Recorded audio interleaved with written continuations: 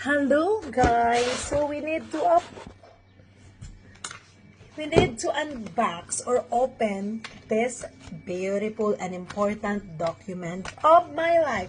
Finally, andito na siya.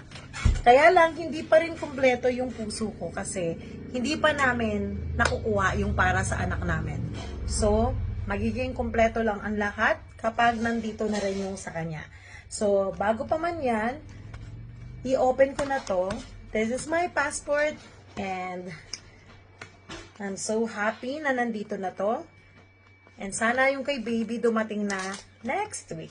At maayos na yun ngayon. Kasi ayoko nang tumawag ulit. At maghintay ng 626 calls ahead of me. So, this is it guys. My passport. Yan. Finally, the documents. The very important documents. Pwede na namin tong gamitin kahit saan kami pumunta. Pwede na kami pumunta ng London without hindi na kailangan namin kumuha ng mga visa kung saan-saang mga bansa.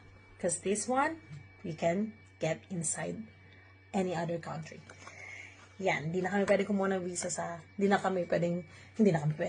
na kami kailangan kumuha ng visa sa Japan. Hindi na kami kailangan kumuha ng visa sa kung anumang Korea.